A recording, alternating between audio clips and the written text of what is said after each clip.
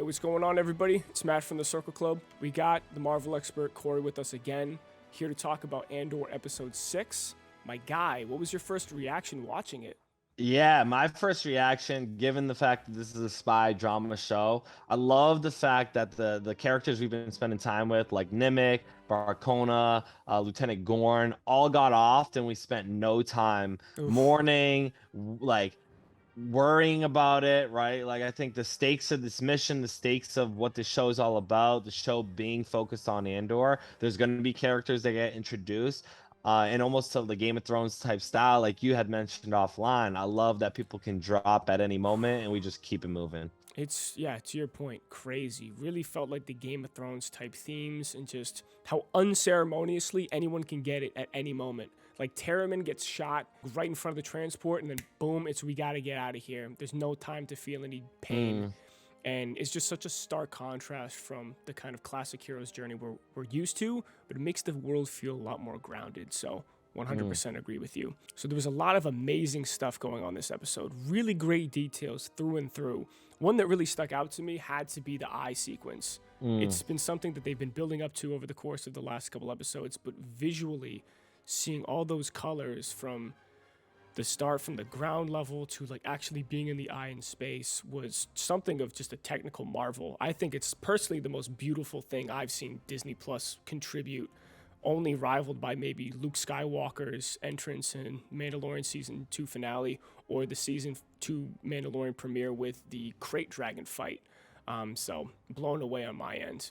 Mm. Yeah, I like that. I think that's what we can get to with a lot of these Star Wars shows is some of those visual spectacles like this. Seeing as how the galaxy is so big, they can make random events like this happen and make it really cool. And I like that as well because of the fact of like it kind of almost built up as the episode got more Yeah. serious as well. So it kind of visually represented how serious things were getting too as the mission went on. So I really like that. I think for me, the biggest detail I liked was Skeen flipping, right? I Oh, think yeah. I think to this point where like they told us the motivations of some of those guys in the rebellion, but to even almost what I was saying in my first reaction, like anybody can die at any point, anybody can flip at any point, right? Yeah. Somebody who's in the rebellion could be a part of the empire. Somebody a part of the empire could be a part of the rebellion. Somebody in the rebellion could give up at any point. Right? Anybody can tap out at any point, right? So Yeah. you never know what's really going to happen. And I thought that made it really interesting. Right as you felt like they escaped and they got out of it, and then a wrench gets thrown by Skeen there, and it was cool to see Andor kind of just off him there and not That was take that out. crazy. I friggin' screamed when that happened. Totally agree with you. I think that adds so much more humanity to what's happening. So excited to see where it goes in the future. Mm. Speaking of the future, we're currently at episode 6, the halfway point of season 1. Give me your thoughts on just how you feel right now and looking ahead. Yeah, kind of playing to what I just said, like Andor didn't bite the bullet, right? Could have made 40 million credits. Could have. And something I'm really enjoying at this point is the fact that they haven't really committed Andor fully to the rebellion, right?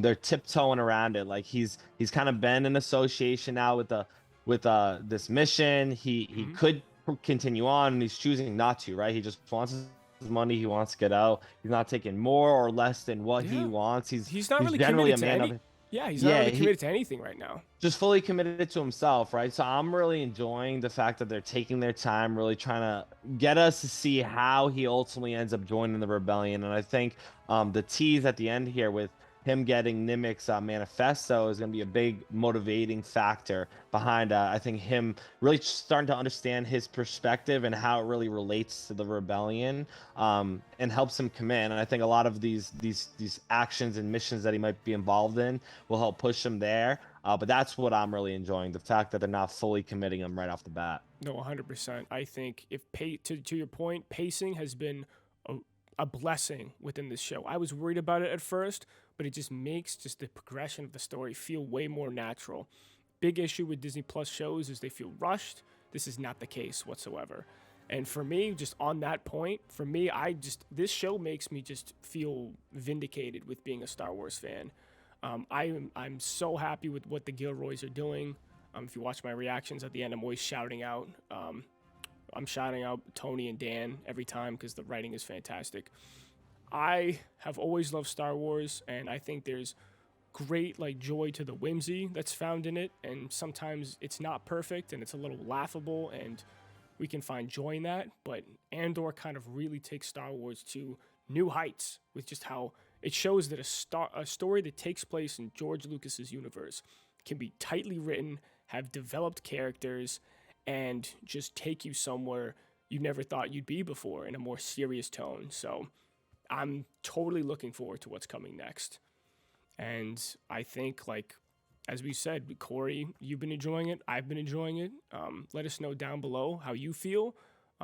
As always, signing out. This is Corey from What's Next. Thanks for joining us. I'm Matt from the Circle Club. And, just be you, and may the force be with you. So, take it easy. Till next time.